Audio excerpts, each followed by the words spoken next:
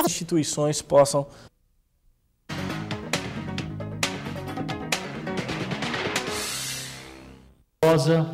Deputada Eurides Brito.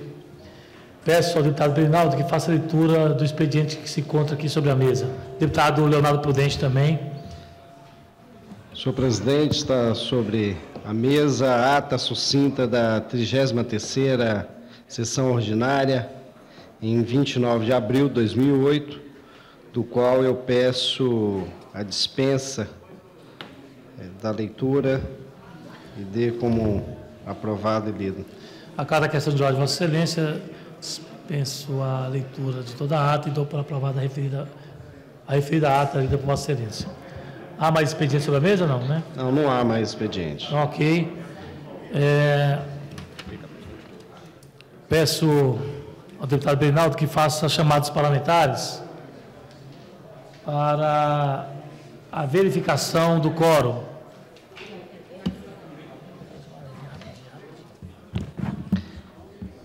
Deputado Batistas Cooperativas, ausente. Deputado Benício Tavares, ausente. Deputado Berinaldo Pontes, presente. Deputado Bispo Renato, ausente. Deputado Brunelli, ausente. Deputado Capo Patrício, ausente. Deputado Chico Leite, ausente. Deputado Cristiano Araújo, ausente. Deputado Dr. Charles, ausente. Deputada Érica Cocai, ausente. Deputada Eurides Brito, presente. Deputada Jaqueline Roriz, ausente. Deputado Leonardo Prudente, presente. Deputada Luzia de Paula, presente. Deputado Milton Barbosa, presente. Deputado Paulo Roriz, ausente. Deputado Paulo Tadeu, presente. Deputado Rádio Massur, ausente. Deputado Regulf, presente.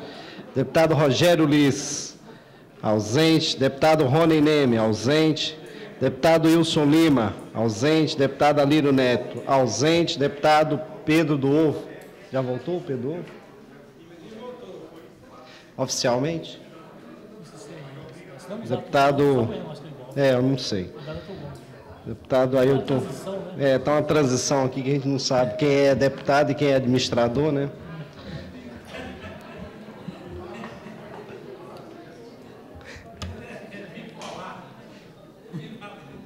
Ele é onipresente. Pode ser deputado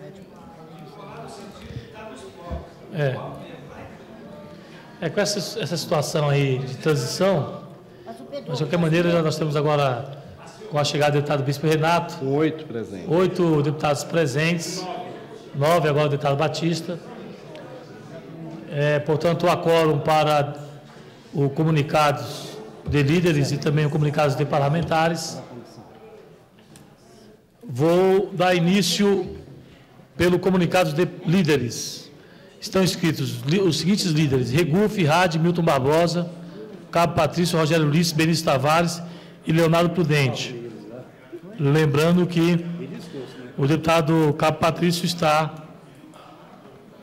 viajando a serviço da CPI. E depois eu não sei exatamente se já chegaram os membros da CPI, mas de qualquer maneira, essa é a informação que eu tinha, que os membros da CPI só chegariam na próxima semana. De qualquer maneira, está aí. Então, deputado Regulf.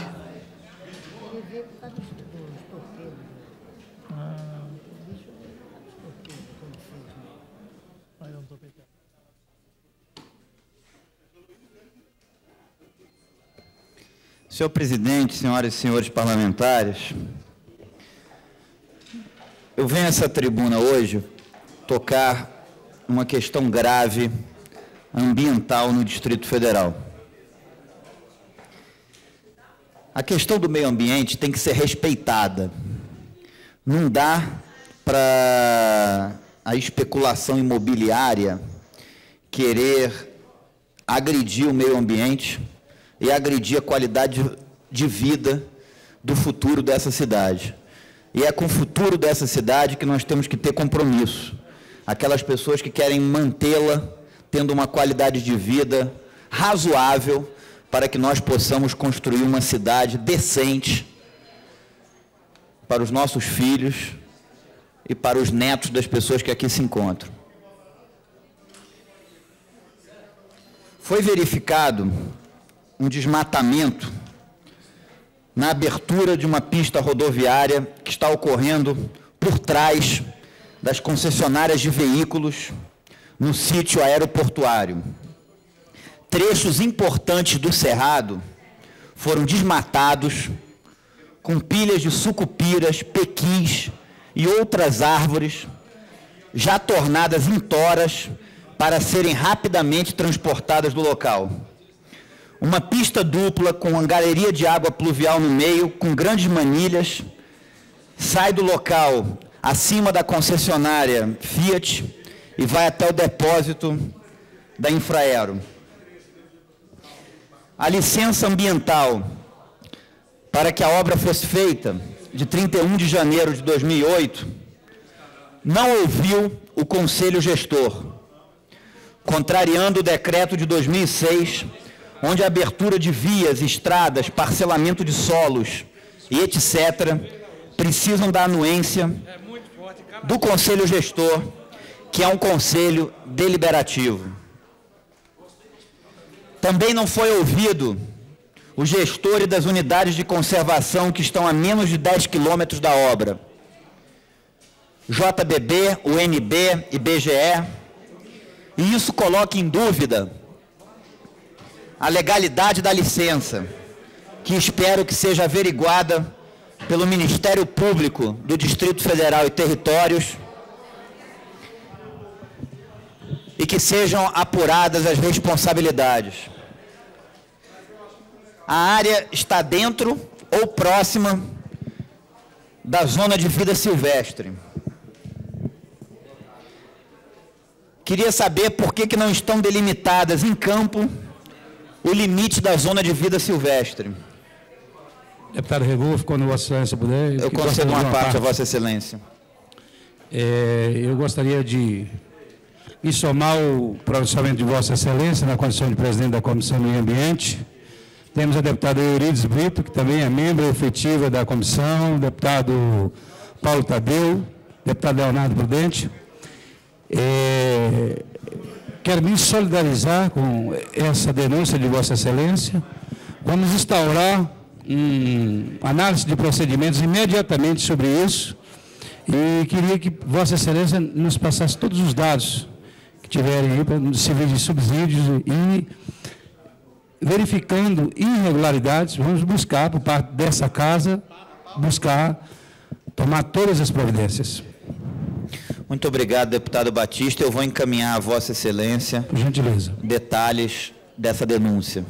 Até porque nós temos que zelar pela qualidade de vida da população do Distrito Federal. Não se pode desmatar uma área inteira para abrir concessionárias de veículos, o que vai gerar mais trânsito e, principalmente, agredindo uma parte do cerrado, que não poderia ser agredido, inclusive com uma suposta falsificação da licença ambiental ou com uma licença ambiental emitida sem ouvir os conselhos próprios que deveriam ter sido ouvidos. A questão do meio ambiente, que Vossa Excelência tem uma extrema preocupação, é uma questão muito grave e essa casa tem obrigação de fiscalizar isso. Até porque a qualidade de vida do futuro da cidade não pode, de forma nenhuma, ser colocada em risco. E é isso que nós temos que lutar aqui, para que a qualidade de vida das pessoas não seja colocada em risco e para que nós não prejudicamos ainda mais um trânsito já caótico no setor. Muito obrigado, senhor presidente. Deputado Hadi, sua ausência, deputado Milton Barbosa, sua ausência, deputado Cabo Patrício, Rogério Ulisses, vai deixar para a semana que vem. Deputado Eurides Brito, pelo Bloco Democrático Social Brasileiro. 5 minutos, deputado Eurides.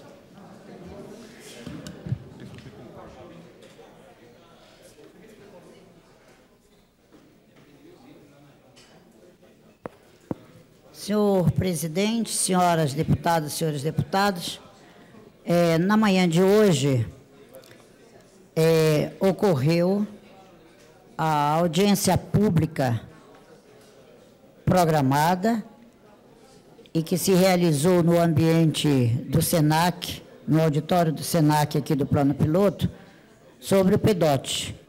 Com esta audiência pública realizada hoje pela manhã, as três comissões, a Comissão de Assuntos Fundiários, a Comissão de Meio Ambiente e a Comissão de Constituição e Justiça, deram início a uma série de reuniões com o objetivo de discutir mais, de ouvir mais ainda a comunidade a respeito do PEDOT, que é um assunto principal na agenda desta casa a partir de agora.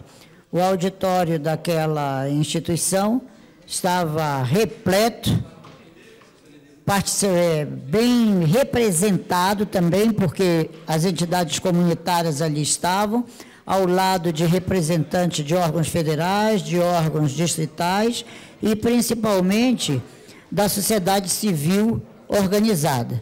Eu quero registrar que foi interessante. Começamos com a palestra do secretário Taniguchi, que usou recursos tecnológicos para mostrar na tela tudo aquilo que se pretende fazer a respeito do PEDOT, e acho que temos agora mais material ainda para trabalharmos, para pensarmos, repensarmos em torno dessa questão. Agora, a partir desta reunião de hoje, já da próxima semana em diante, nós vamos estar reunidos setorialmente, quer dizer, nas cidades, nas diferentes cidades do Distrito Federal, desta feita para discutirmos as questões específicas das referidas cidades ou das cidades, ou do bloco de cidades, centralizando sempre num ponto realmente maior. E ali nós estaremos levando essas discussões e terminaremos com a última audiência, que será uma audiência exclusivamente para assuntos, para questões ambientais. É importante que se ressalte isso, porque amanhã, quando o projeto estiver outra vez aqui dentro, já nas comissões para ser votado, ou então neste plenário, ninguém poderá dizer dos integrantes desta casa que também não tiveram a oportunidade de conhecer e de estudar bem o PEDOT. Este era um registro, senhor presidente, mas eu quero fazer um segundo registro. Por problema de atividade parlamentar, eu ontem acompanhei duas atividades do Poder Executivo, e quando cheguei à Câmara, havia sido suspensa a sessão exatamente naquele momento, e eu tomei conhecimento do que aconteceu com a votação, a discussão sobre o projeto de lei que votamos aqui em segundo turno e que tinha ido para a redação final sobre o problema das igrejas. Lendo hoje, num dos jornais da capital, a notícia sobre o que aconteceu realmente ali no projeto, e para que ninguém possa ler e interpretar como tendo sido um deslize da Comissão de Constituição e Justiça, eu gostaria de dizer aqui e registrar como atuamos na Comissão de Constituição e Justiça. A parte de redação final é feita exclusiva por servidores da Casa, presidente. E quero dizer, servidores da mais alta competência e que merecem da presidência daquela comissão também a maior respeito e confiança. Portanto, nada pode sair daquela comissão que tenha sido compartilhado com alguma irregularidade de intromissão de matéria para o bem, para o mal, matéria boa, matéria má, nada, absolutamente nada que não represente fielmente aquilo que aconteceu no plenário. E então, em nome daqueles servidores da Comissão de Constituição e Justiça, em quem deposita e continua depositando toda a confiança, nem eu, como presidente da comissão, entro para interferir em qualquer coisa de redação final ali, porque delego eles são servidores que têm compromisso, juramento, que assumiram, então a eles o meu respeito e a minha total confiança, mas eu queria pedir a Vossa Excelência que não deixe de investigar em qual momento, se acontecer, em qual momento foram introduzidas questões que não foram realmente votadas neste plenário no que diz respeito ao terreno de igrejas. Eu acho que isso é o mínimo que se pode exigir realmente nesta casa. Muito obrigada, senhor presidente. Pois não, deputado Eurídice Brito. Deputado Leonardo Prudente. É importante, deputado Eurídice Brito, que esse assunto será debatido no plenário de hoje com relação a essas emendas que surgiram aí no projeto das igrejas, né, e associações, enfim, e que, em um determinado momento, nós iremos discutir, inclusive, os encaminhamentos para esse tema, né? Deputado Leonardo.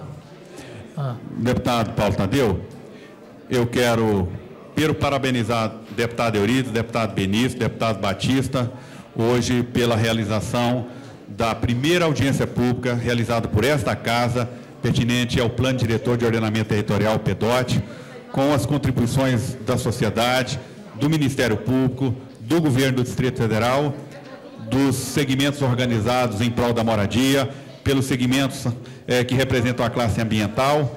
Portanto, houve um avanço substancial no início das discussões do PDOT. Então, as comissões organizadoras eu quero saudar e cumprimentar e dizer, deputado Paulo Tadeu, que nós temos uma questão para ser resolvida. Já foi divulgado pela imprensa e eu, como relator, quero dar os esclarecimentos em relação ao PLC 65 que trata das igrejas.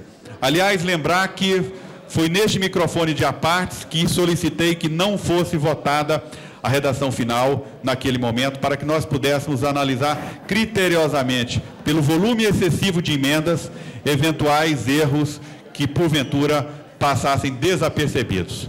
E a deputada Eurídice, com toda a sua equipe na CCJ, num trabalho intenso, conseguiram formatar todo o projeto e, uma vez consolidada a redação final, identificamos que algumas emendas não deveriam ser aprovadas.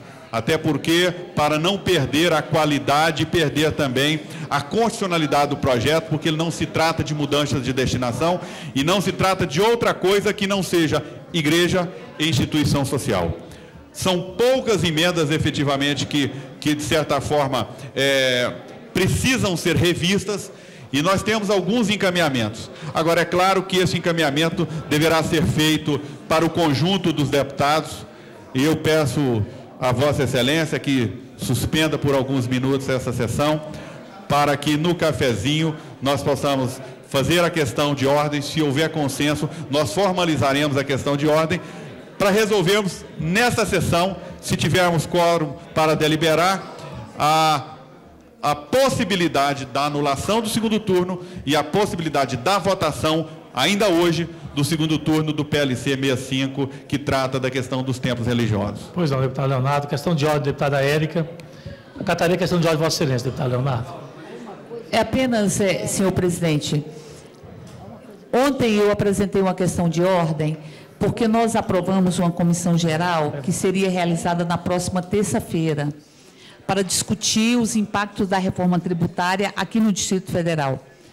Como terça-feira é a nossa próximo dia de sessão, nós apresentamos um requerimento ontem para que fosse transferido. Como a proposta da reforma tributária ainda precisa de estar mais nítida para procedermos a uma discussão mais aprofundada, nós estamos sugerindo, e saiu na pauta, eu já apresentei essa questão de ordem ontem, mas como foi publicado hoje, na ordem do dia de hoje, no diário de hoje, a comissão geral para terça-feira, só apenas anunciar que não aconteceria terça-feira e que nós estamos propondo para o próximo dia 17 de junho. Obviamente, teria que submeter a plenário a mudança da data, mas já de antemão dizer que ela não se realizará na próxima terça-feira. Então, apenas para conhecimento dos deputados, que a comissão geral não é obrigatório a assinatura o atestado de presença, né?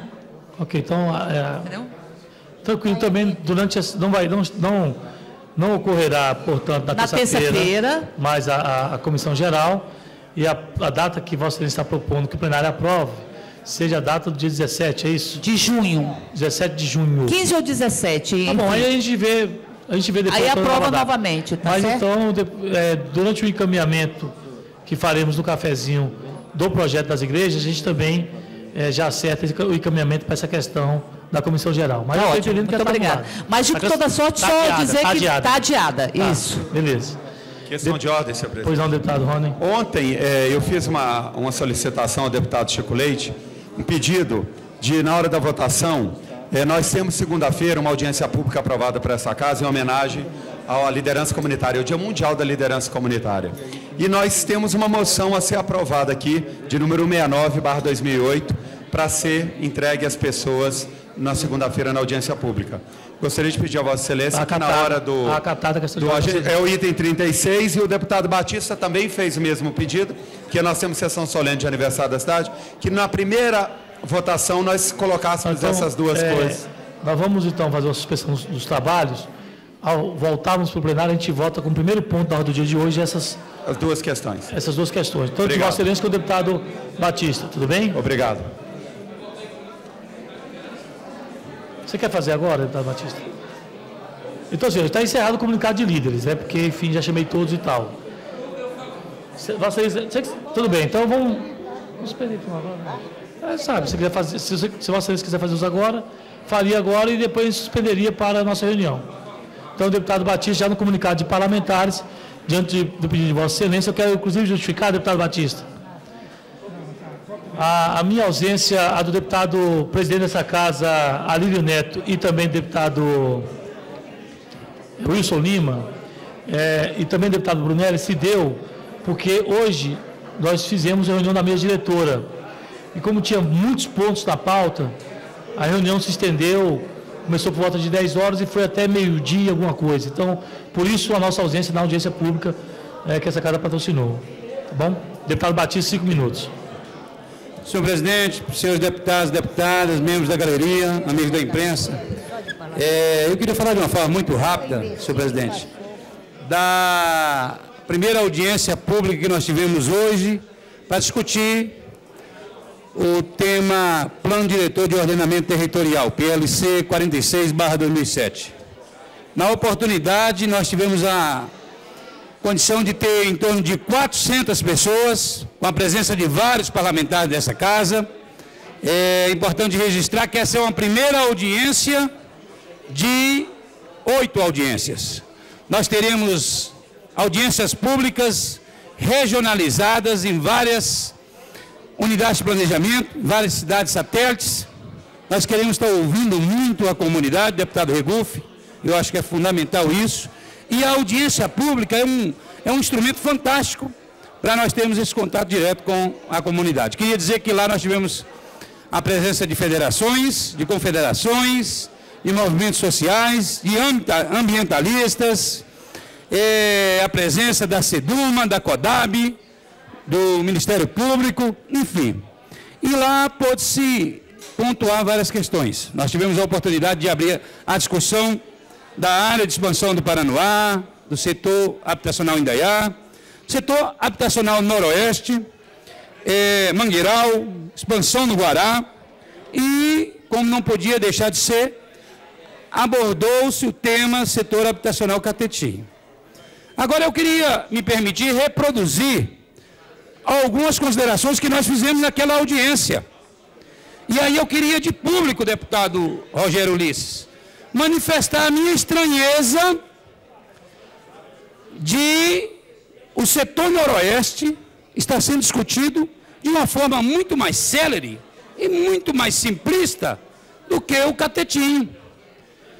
Eu queria manifestar a minha preocupação, presidente Alírio, porque é que no noroeste tem um encaminhamento de tudo poder.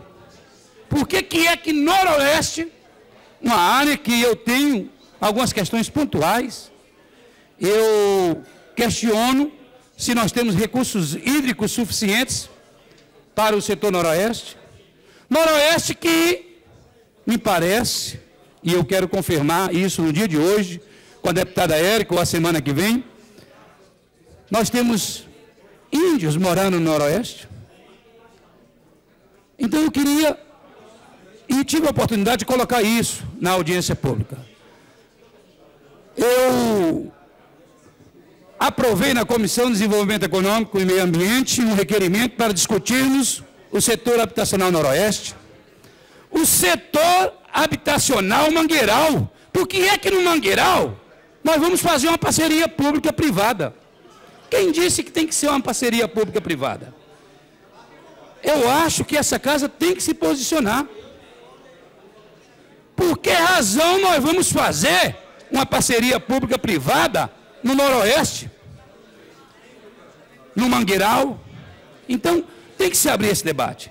Nós fizemos vários requerimentos dessa casa, vamos discutir isso com a população, requerimento, inclusive, para discutir a área de expansão do Paranoá, do setor habitacional Indaiá, a área de expansão do Guará.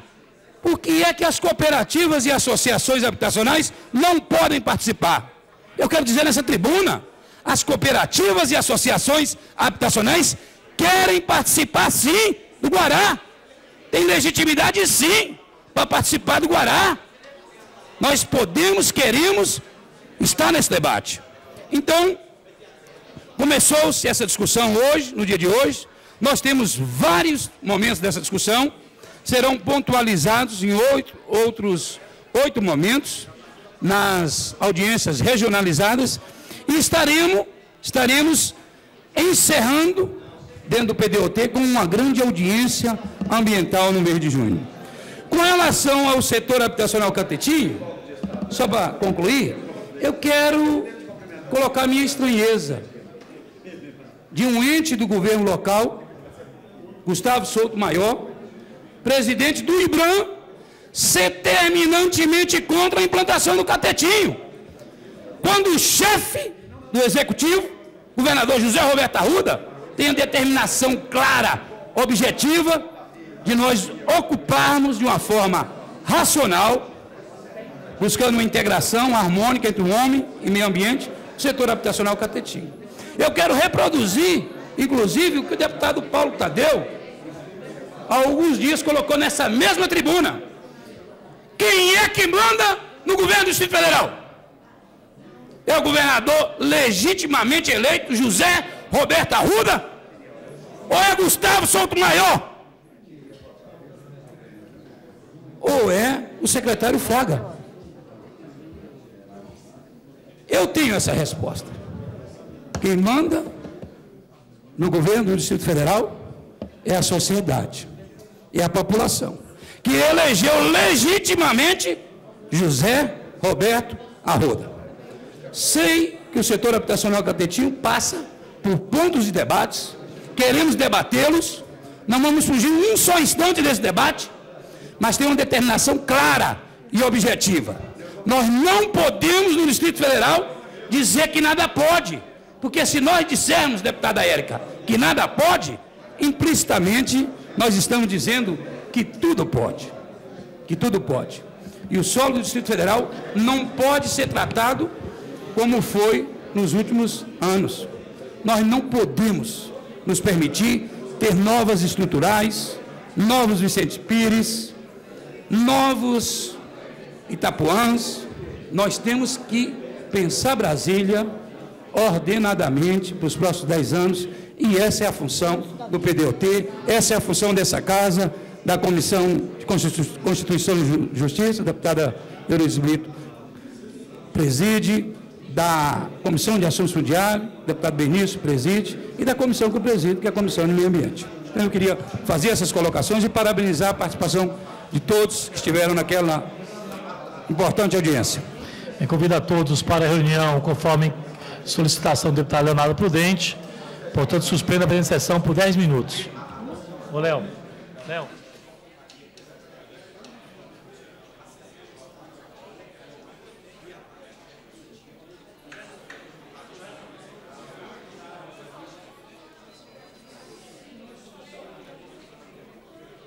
Como é que eles ficam, né? Não querem pagar a passagem. Deputados em blocos agora, no início da sessão. Antes, porém, há um expediente sobre a mesa que peço ao deputado Luiz Surião para fazer a leitura. Senhor presidente. Há um expediente sobre a mesa. É a moção de autoria do deputado Rogério Ulisses e Rádio Massu, que hipoteca a solidariedade... Não, aliás, que hipoteca a homenagem que menciona aos moradores da região administrativa do Varjão, que é a moção número 175 de 2008, terça-feira, que eu peço Vossa Excelência para incluir na pauta. A cada questão de ordem, Vossa Excelência é de deputado, da autoria do deputado Rádio e do deputado Rogério Ulisses. Está acatado. Então eu peço que Vossa Excelência faça a leitura desse item, dos itens que serão votados agora em bloco. Moção, discussão e votação, é o item 36. Moção, discussão e votação em turno único da moção número 169 de 2008, de autoria do deputado Rony Niner. O item 37, que é discussão e votação em turno único da moção número 172 de 2008, de autoria do deputado Batista das Cooperativas. A moção, o item 38, a moção número 173 de 2008, de autoria do deputado Batista das Cooperativas. E extra pauta, a moção número 174 de 2008 e 175 de 2008. Uma questão de ordem. Pois não, questão de ordem. Os requerimentos também serão votados junto com as moções, em bloco? Nós estamos votando só as moções agora. Eu quero pedir a Vossa Excelência que inclua também o requerimento 923, que é para a realização de sessão solene em homenagem ao aniversário da região administrativa do Sudoeste. O item, está votando o item? Não. Requerimento 923, extra pauta. A questão de ordem, Vossa Excelência, peço para que seja incluído na votação também em bloco, junto com as moções. Senhor presidente, então trata-se do requerimento número 923, de autoria do deputado Leonardo Dente, que requer a realização solene em homenagem ao 5º aniversário da criação da região administrativa Sudoeste Octogonal, RA 22. Então, está incluído também na mesma discussão em turno único, junto com as moções, já por mim lidas, senhor presidente. Pois não, então, em discussão, as referidas moções e também o requerimento. Turno único. Em discussão, nós vamos discutir em votação, turno único. Os parlamentares que concordaram permaneçam como estão, se forem contrários, se manifestem. Está aprovado com a presença de 13 parlamentares. Ok? Portanto, eu agradeço a presença de todos os parlamentares. Antes, porém... Questão de ordem. Pois não, deputado. Senhor presidente, nos termos... Enquanto isso, deputado... Do artigo 126 e com a previsão do artigo 257, ambos do regimento interno da Câmara Legislativa do Distrito Federal, ofereço a presente questão de ordem, requerendo para que Vossa Excelência faça avaliação ou para sua assessoria, pela assessoria de plenário, ou, se for o caso, a este plenário. Primeiro, a anulação da votação em segundo turno do projeto de lei complementar 65 de 2008. Segundo, a anulação dos pareceres das comissões de assuntos fundiários, desenvolvimento econômico sustentável, ciência, tecnologia, meio ambiente e turismo, e de Constituição e Justiça em segundo turno. Terceiro, efetivada a anulação, análise restrita das emendas apresentadas em segundo turno, sem reabertura para apresentação de novas emendas, exceto aquelas consideradas exclusivamente de redação. E quarto, a edição de novos pareceres da CAF, da Comissão de Meio Ambiente, da Comissão de Constituição e Justiça em segundo turno e, em seguida, por fim, a votação da proposição em segundo turno. Faço essa questão de ordem, senhor presidente, considerando que, pelo volume excessivo de emendas, sem nenhuma possibilidade ou característica de fraude, de erro ou de má-fé, apenas por questões que extrapolaram o acordo que foi feito aqui, que eram emendas apenas em relação aos endereços. Algumas emendas no texto da lei extrapolaram o endereço. Os próprios autores estão convencidos e eles mesmos propuseram a retirada das respectivas emendas. Para que não haja nenhum vício de legalidade e para que a votação siga fielmente aquilo que foi proposto nesse plenário, eu faço o apelo a Vossa Excelência para que acate a nossa questão de ordem. Deputado Leonardo, eu quero, aproveitando a questão de ordem de Vossa Excelência, conforme acordo de líderes, a questão de ordem de Vossa Excelência, que há, portanto, o consenso dos parlamentares que participaram da reunião, há um consenso por parte de todos os parlamentares que participaram da reunião, para que essa questão de ordem seja, portanto, acatada e encaminhada na terça-feira. Essa presidência também faz coro com a questão de ordem que Vossa Excelência apresenta.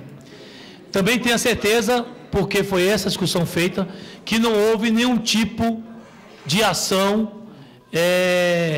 eu diria, que pudesse macular a tramitação do projeto. O que ocorreu foi um erro que foi identificado antes do final da tramitação, porque esse projeto ainda está tramitando aqui na casa, já que não voltamos ainda à redação final. Há um entendimento de todos os parlamentares, portanto, que não houve nenhum tipo de má-fé, não houve fraude, não houve... na verdade, houve um erro, que foi um erro de apresentar emendas que não estavam contempladas dentro do acordo e do objeto do projeto. Perfeitamente. Então, diante disso, é claro que eu acato a questão de ordem de Vossa Excelência, encaminhando, portanto, a deliberação e a votação dessa matéria para terça-feira, porque sei que Vossa Excelência, juntamente com a assessoria, está fazendo eu diria assim, um aprofundamento desse pente fino, dessa análise que foi feita, para que não ocorra nenhum tipo de surpresa na terça-feira ou em um momento posterior.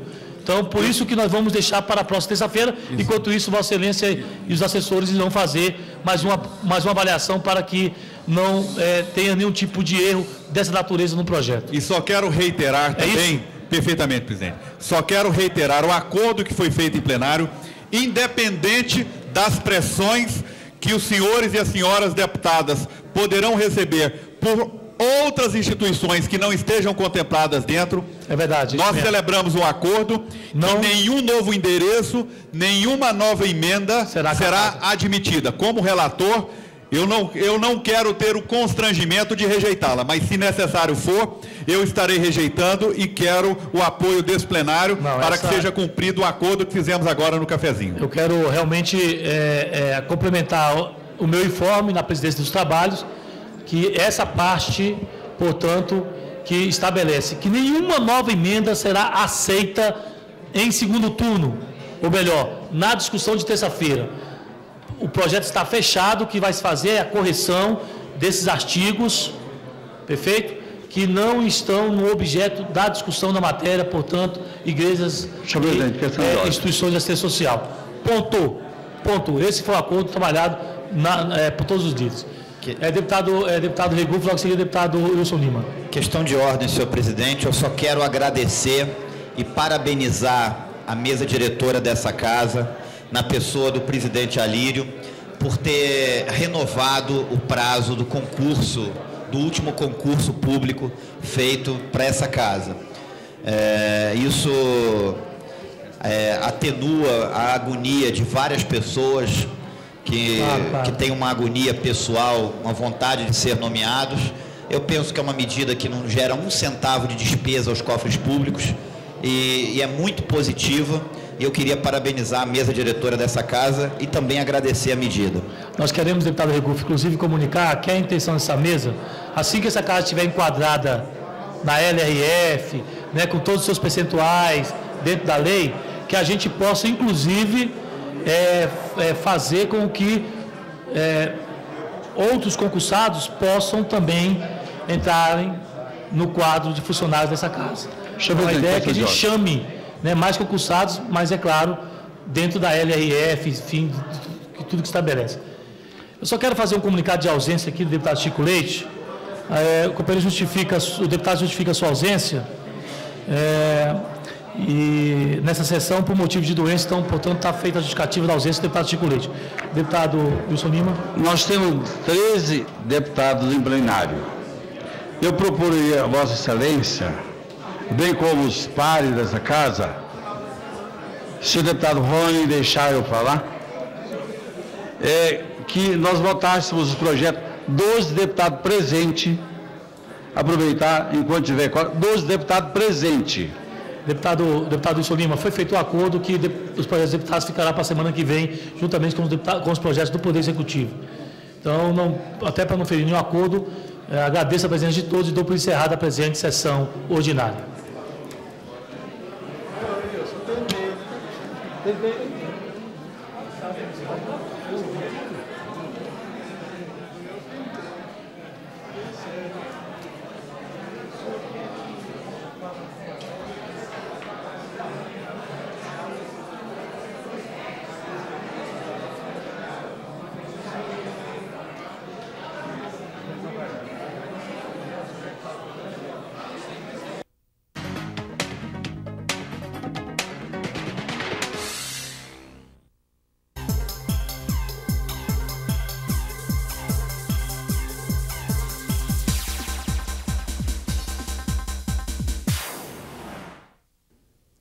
Maico Nishi trabalha de segunda a sexta-feira, 8 horas por dia, na Coordenadoria de Modernização e Informática da Câmara Legislativa. Serve a casa desde junho de 2006. Formado em Ciências da Computação, nas horas de folga se dedica a uma grande paixão, a música.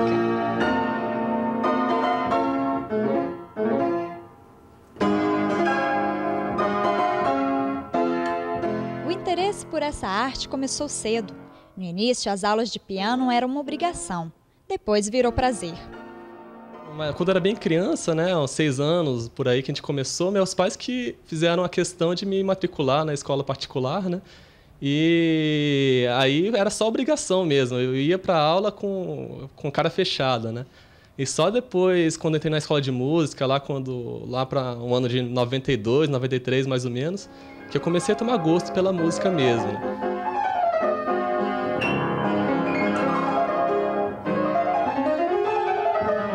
O analista de sistemas afirma que no Brasil o músico não é valorizado e por isso escolheu seguir a carreira na área de informática. Mas para ele, tocar piano é um momento especial. Eu trabalho com computação, né? Uma atividade muito exata e tudo mais, um pouco estressante até. E quando a gente toca piano, pratica, né? É uma forma de você se relaxar, né? E é um momento só seu, né? É um momento muito bom.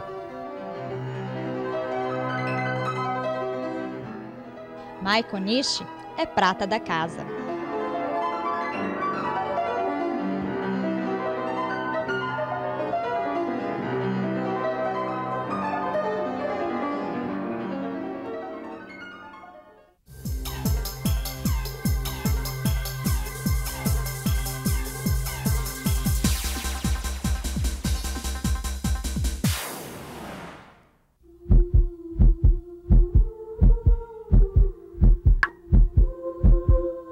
Os estoques de sangue do Hemocentro estiveram tão baixos. O número de doadores diminuiu e, com ele, as chances de sobrevivência de quem precisa de uma transfusão. Chegou a hora de mudar esse quadro. Se você tem entre 18 e 60 anos e está em boas condições de saúde, veja se pode ser um doador. Doar sangue é doar esperança. A Legislativa está mudando, só não vê quem não quer enxergar. A Câmara foi a primeira casa legislativa do Brasil a se enquadrar na Lei de Responsabilidade Fiscal. No ano de 2007, ela fez a maior economia desde o exercício de 2003. Considerando apenas as despesas de custeio, a economia foi de 83%. No total, a Câmara Legislativa economizou 100 milhões de reais. 2008 vai ser ainda melhor. Câmara Legislativa do Distrito Federal, tudo pelo cidadão. Seguir os limites de velocidade, usar o cinto de segurança e parar na faixa de pedestre são algumas medidas que visam um trânsito mais civilizado. Quem respeita as leis de trânsito, respeita a vida. A Câmara Legislativa está promovendo uma ampla campanha de educação para o trânsito. Blitzen Educativas. Agora, toda vez que você vir essa ação, verá o que a Câmara está fazendo por você. Câmara Legislativa. Tudo pelo cidadão.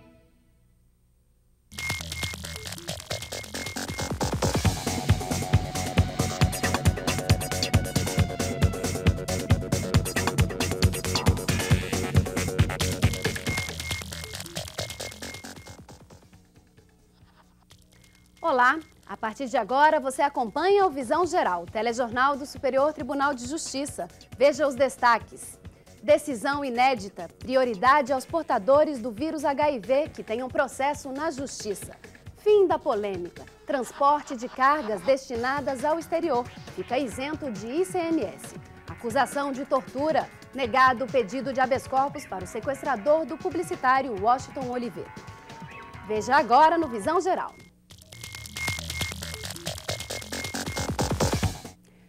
Numa decisão inédita, o STJ concede andamento prioritário aos processos que envolvam portadores do vírus HIV. A decisão vai beneficiar os pacientes de AIDS que tenham ações em trâmite na Justiça brasileira.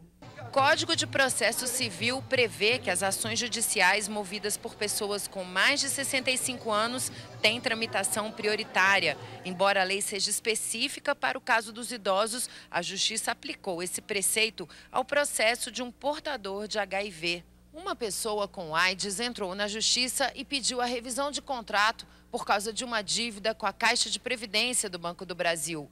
Com a saúde debilitada, ela solicitou que a sua ação fosse prioritária. O Tribunal de Justiça do Distrito Federal negou o pedido e ela recorreu ao STJ. No Superior Tribunal de Justiça, o portador do HIV teve reconhecido o direito à prioridade no trâmite processual. A relatora, a ministra Nancy Andrighi, explicou que a baixa expectativa de vida sustenta o pedido. O STJ manteve a demissão do policial rodoviário acusado de cobrar propina de um caminhoneiro. A denúncia foi feita pelo próprio transportador, que acusou o agente de ter cobrado R$1.000 para liberar o caminhão. Vida de caminhoneiro não é fácil. Eles atravessam o país de norte a sul, de leste a oeste. Para cumprir prazos, muitas vezes viajam dia e noite. Nas estradas, enfrentam buracos, ultrapassagens perigosas e o risco de assaltos. Não bastassem essas ameaças, alguns ainda precisam lidar com o desvio de conduta de uma minoria de maus policiais. Quem deveria zelar pela segurança acaba extorquindo motoristas, abusando do dever de fiscalizar o trânsito nas rodovias. Foi o caso de um agente que cobrou propina de um caminhoneiro. Ele pediu R$1.000 para liberar o veículo que trafegava em situação irregular. A vítima denunciou o policial, que foi demitido. O caso foi debatido pelos ministros da terceira sessão do Superior Tribunal de Justiça. 2 magistrados defenderam a reintegração do ex-servidor público ao cargo, alegando que o laudo era duvidoso. Mas a maioria votou com o relator, Arnaldo Esteves Lima, que concordou com o resultado do processo administrativo disciplinar que demitiu o policial. Segundo esses ministros, a comissão apresentou elementos suficientes para demonstrar o crime administrativo, como os depoimentos prestados, o reconhecimento por meio de fotografias, além do fato de que o servidor acusado estava em serviço no local e dia descritos pela vítima. A decisão mantém a demissão do policial rodoviário. O Superior Tribunal de Justiça encerra uma polêmica sobre tributação. O transporte de cargas para o exterior está isento de ICMS. Alguns estados defendiam a cobrança do imposto. Em 2007, o Brasil registrou um crescimento das exportações de 17%, somando 161 bilhões de dólares. A movimentação de produtos para o exterior também gera receita interna por meio da cobrança de tributos. O imposto sobre circulação de mercadorias e prestação de serviços é cobrado pelos estados. Mas a questão que chegou ao Superior Tribunal de Justiça é se incide ICMS na operação de transporte entre os estados quando a mercadoria se destina ao exterior. O STJ julgou o caso da Trianon de Rondônia. A empresa alega que o produto nacional ficaria mais competitivo no exterior se tivesse isenção do imposto. Mas apesar de existirem legislações que livram o pagamento do ICMS nessas situações, alguns estados entendem que o deslocamento interno das mercadorias destinadas à exportação tem que ser cobrado. O entendimento da ministra Eliana Calmon é que a eventual mudança da empresa transportadora ocorre porque o transporte é dividido em etapas, por questões técnicas, físicas ou econômicas, seja por meio de ferrovias, rodovias ou aquavias, o chamado transporte intermodal. E a cobrança do imposto, nesses casos, significaria tratamento desigual entre os contribuintes, já que as empresas sediadas em zonas portuárias não pagariam o ICMS, uma vez que estão no local de escoamento dos produtos para o exterior. Por isso, a primeira sessão do STJ decidiu que não incide ICMS sobre o serviço de transporte interno de mercadorias destinadas à exportação. STJ proíbe empresa rodoviária de explorar sem licitação o serviço regular de transporte interestadual. De norte a sul, a grande extensão territorial brasileira exige estradas e transporte eficazes. Mas, quando os governantes não conseguem administrar essa demanda, a iniciativa privada faz o que pode para ganhar o mercado. De Juí, no Rio Grande do Sul, até Guarantã e Canarana, no Mato Grosso. Sem licitação, a aviação Ouro e Prata, há mais de 10 anos, explora o transporte de passageiros nesses dois itinerários. A concessão foi dada pelo extinto Departamento Nacional de Estradas e Rodagens, o DNER. De olho no negócio, uma outra empresa, a Eucatur, entrou na justiça para ter o mesmo direito. A Eucatur argumentou que a Lei de Licitações e a Constituição Federal determinam que o transporte rodoviário interestadual e internacional de passageiros deve ser submetido à licitação. A empresa recorreu ao STJ para tentar anular a decisão do Tribunal Regional Federal com sede no Rio Grande do Sul. A relatora, ministra Eliana Calmon, aceitou o pedido. Com a decisão, a aviação Ouro e Prata não poderá mais explorar as linhas das duas cidades gaúchas. O metrô de São Paulo continua proibido de tomar posse de parte do imóvel utilizado por um shopping da cidade até que fique provado o interesse público no caso. A decisão é da presidência do STJ. A correria do dia a dia e o trânsito pesado fazem com que as pessoas busquem meios de se locomover cada vez mais rápidos. Brasília, mesmo jovem, há quase 10 anos, utiliza o transporte sobre trilhos. Cidades mais antigas, por exemplo, São Paulo, já consagraram o metrô como a forma mais eficaz de se deslocar. Os trens vivem tão cheios que a Companhia do Metropolitano de São Paulo pretende expandir uma das linhas. Para isso, recorreu à Justiça, pedindo a desocupação de uma área utilizada por um shopping. O metrô alegou urgência na realização das obras. O pedido foi concedido, mas a administração do shopping recorreu ao Tribunal de Justiça Paulista e conseguiu suspender a posse imediata do terreno pela companhia. A empresa de transportes, então, pediu no STJ para cessar os efeitos dessa liminar.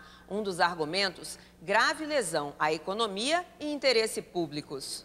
Ainda segundo o metrô, suspender a posse imediata da área implica em despesas contratuais extras, que encareceriam as obras, além de atrasar o prazo de entrega, deixando a população sem a melhoria do transporte.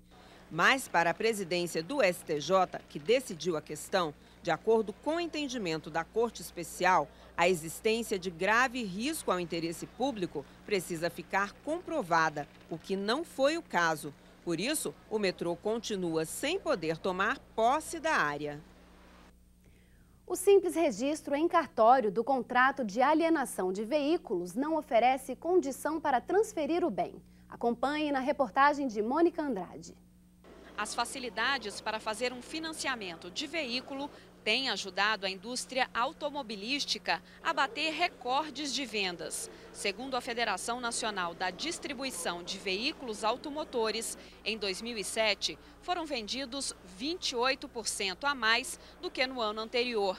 2.300.000 unidades. Isso sem falar no comércio de carros usados. Esses números têm impacto direto no trabalho dos departamentos de trânsito estaduais, que fazem a primeira emissão ou a transferência do bem no certificado do registro de veículo. A Associação dos Notários e Registradores do Brasil entrou com recurso contra o Departamento de Trânsito do Paraná. A associação queria que os contratos de financiamento dos carros fossem registrados em cartório antes que o Detran emitisse o documento dos veículos. O Tribunal de Justiça do Estado negou o pedido e a associação recorreu ao Superior Tribunal de Justiça. Segundo a instituição, a lei exige que o contrato de financiamento devidamente registrado seja arquivado no cartório. Só que o ministro Luiz Fux ressaltou que essa exigência não é requisito de validade do negócio jurídico. O registro em cartório não pode ser usado como condição para transferir a propriedade do veículo. Segundo o ministro, o acordo entre o comprador e a financeira é válido independentemente do registro em cartório. Por isso, a primeira turma negou o recurso da Associação dos Notários e Registradores do Brasil. O STJ mantém a decisão que condenou 2 empresas de turismo, os sócios e a União, a indenizarem uma mulher que perdeu o marido e os pais no naufrágio do Batomushi. O acidente aconteceu em dezembro de 88, na Baía de Guanabara. O Réveillon dos Afogados, como ficou conhecido o acidente com a embarcação Batomushi 4, provocou a morte de 55 pessoas. A tragédia foi na Baía da Guanabara, no Rio de Janeiro, em dezembro de 88. Faltavam poucos minutos para a virada do ano, quando o sonho de acompanhar os fogos na orla carioca virou um pesadelo. Segundo o inquérito, o barco foi vistoriado pela Marinha de Guerra, que autorizou a saída com 149 pessoas em vez das 97 permitidas. O mar agitado e o excesso de peso afundaram o barco. 20 anos depois, o caso ainda corre na justiça. Uma mulher que perdeu o marido e os pais no acidente com o Batomushi pediu indenização por danos morais e materiais a 2 empresas de turismo, aos seus sócios e à União. Uma série de recursos foi apresentada pela Batomushi Rio Turismo Limitada, Itatiaia, Agência de Viagens e Turismo Limitada, os sócios das empresas e a União. No STJ, o ministro Ari Pargendler afirmou que as circunstâncias do acidente desqualificam a relação entre as 2 empresas como simples contrato de aluguel do barco. O relator também concluiu que a responsabilidade da União está amplamente demonstrada nas investigações, assim como a dos sócios, que devem responder mesmo sem prova capaz de identificar se houve a intenção ou não por parte deles. Com isso, a terceira turma manteve a condenação imposta pelo TRF2, obrigando os envolvidos a indenizar solidariamente a parente das vítimas. Um homem que furtou um boné e acabou condenado a 1 ano e meio de prisão pela Justiça do Mato Grosso do Sul foi inocentado pelo STJ. A decisão levou em conta o baixo valor do produto roubado. O furto de um boné no valor de R$ 50 é motivo para condenar alguém a 1 ano e meio de prisão? Não, eu acho não. Acho que ele deveria, como já aconteceu em muitos casos de roubo, ele pagar uma pena com cestas básicas ou com trabalho em instituições. Eu acho que seria o ideal. Aí ele aprenderia a não mexer mais do que a dos outros. No Mato Grosso do Sul, um homem que furtou o acessório foi condenado porque tinha maus antecedentes e era reincidente. A defesa pediu absolvição baseada no princípio da insignificância, já que o valor do objeto furtado era inexpressivo. Mas o Tribunal de Justiça do Estado manteve a condenação. A defesa entrou com um pedido de habeas corpus no Superior Tribunal de Justiça. Para a desembargadora convocada, Jane Silva, a punição deve ter relação com o valor e com a lesão sofrida pela vítima. Ela ressaltou ainda que o princípio da insignificância pode ser aplicado e que os antecedentes não podem ser aceitos, pois a decisão deve ser baseada no ato e não na pessoa. O julgamento na turma ficou empatado. Com isso, o condenado foi absolvido, já que nesses casos fica valendo o resultado mais favorável ao réu.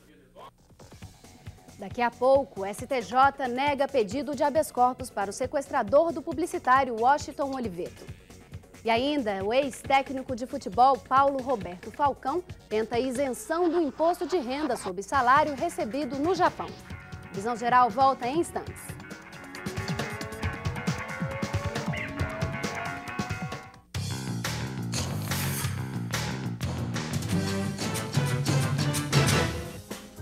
Quando uma empresa precisa cortar gastos, uma alternativa é incentivar os seus colaboradores à demissão voluntária. Em troca, são oferecidas vantagens.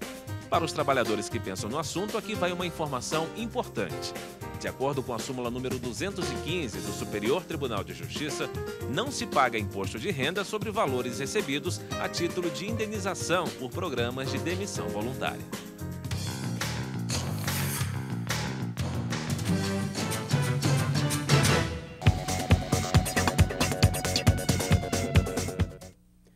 O comentarista esportivo Paulo Roberto Falcão tenta, no Superior Tribunal de Justiça, ficar isento do imposto de renda sobre os rendimentos recebidos como técnico de futebol no Japão.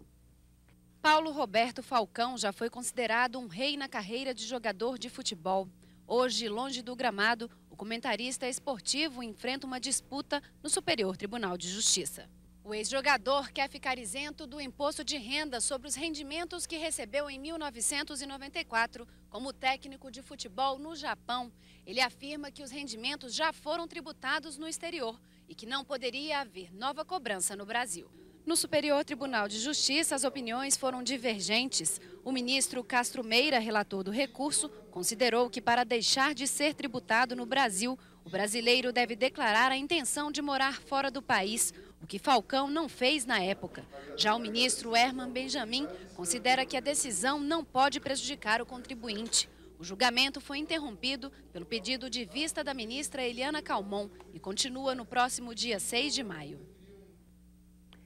STJ nega pedido de habeas corpus à mulher conhecida como a viúva da Mega Sena. Adriana Almeida é acusada de mandar matar o marido em 2007, no Rio de Janeiro. Ganhar na Mega Sena é o sonho de muitos brasileiros. René Sena foi um dos sortudos que ganhou sozinho quase 52 milhões de reais em 2005. Até então, o segundo maior prêmio da história do concurso. Mas ele não teve muito tempo para aproveitar a bolada. René foi morto com 5 tiros em janeiro de 2007, no norte fluminense. De acordo com a denúncia do Ministério Público, a mandante foi a mulher dele, Adriana Ferreira Almeida. O homicídio teria sido cometido por motivo desprezível. Ela queria se beneficiar do testamento. Adriana está presa há mais de 1 ano. Depois que o pedido de liberdade foi negado na primeira instância e no Tribunal de Justiça do Rio de Janeiro, a defesa recorreu ao Superior Tribunal de Justiça. O advogado argumenta que a sentença baseada na denúncia do MP e a decisão do TJ não apresentam fundamentos que justifiquem a prisão cautelar. Mas a ministra Laurita Vaz negou o pedido para que a viúva fosse solta. Caberá à 5ª turma do STJ fazer a análise definitiva sobre o caso. O Ministério Público Federal ainda deve dar o parecer no processo. O chileno condenado pelo sequestro do publicitário Washington Oliveto em 2001 não conseguiu se livrar da condenação a 5 anos de reclusão pelo crime de tortura. O ministro Nilson Naves, do Superior Tribunal de Justiça, negou o pedido de habeas corpus. O publicitário Washington Oliveto foi sequestrado em dezembro de 2001, quando saía de sua agência em São Paulo. 6 chilenos foram condenados inicialmente a 16 anos de prisão por extorsão mediante sequestro. O Ministério Público apelou e o Tribunal de Justiça paulista aumentou a pena.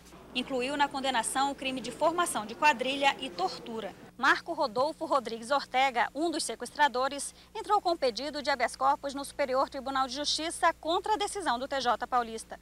A defesa de Ortega alega que a condenação pelo crime de tortura foi equivocada, pois não houve a intenção de obter informação, declaração ou confissão, como prevê a lei que tipifica o crime. O parecer do Ministério Público relata que durante os 53 dias de cativeiro, os sequestradores aplicaram tortura física e psicológica com o objetivo de obter informações sobre o patrimônio do publicitário. O ministro Nilson Naves considerou correto o parecer e negou seguimento ao habeas corpus. Com isso, o acusado não se livrou da condenação por tortura. Para ter dinheiro à mão, as microempresas costumam trocar cheques predatados por dinheiro. Mas se o documento não tem fundos, quem deve arcar com o prejuízo é o dono da loja.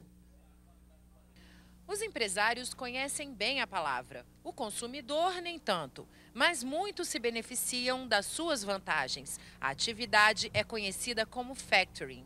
É uma loja, não é? Não sei. Já ouvi essa palavra, não lembro o que é. É uma agiotagem legalizada pelo governo. A factoring permite que alguém que tenha uma loja, por exemplo, possa trocar os famosos cheques predatados por dinheiro. Mas o dono da loja precisa endossar o documento. E é aí que começa o problema. Isso porque se o cheque não tiver fundos, quem paga é o dono da loja. Foi isso que a Justiça confirmou em decisão recente. Uma factoring moveu ação contra a empresa comercial para que ela pagasse por um cheque que endossou no valor de R$1.000. O Tribunal de Justiça do Distrito Federal entendeu que o empresário que repassou o cheque sem fundos era parte ilegítima da ação e a factoring recorreu ao STJ.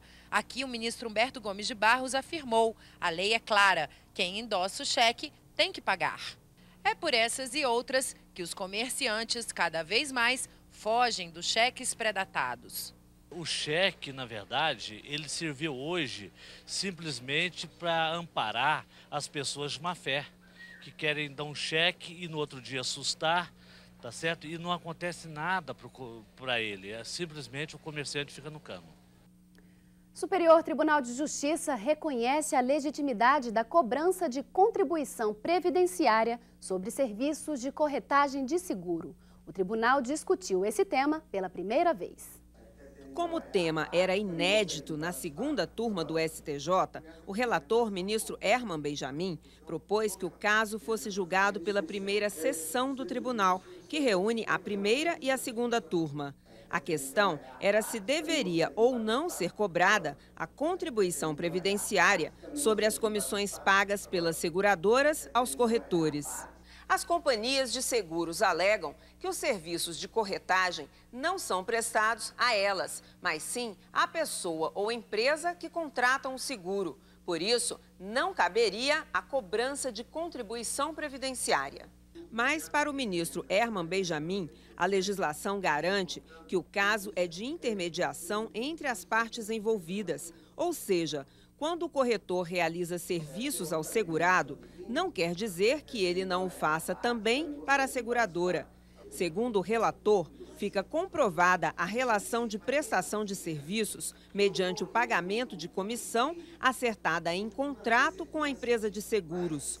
O ministro ressaltou ainda que atividades como o preenchimento de propostas, de formulários, o cálculo dos prêmios e a realização de treinamento dos corretores para aumentar as vendas seguem critérios exclusivos das companhias, o que reafirma a relação entre elas e os prestadores de serviços.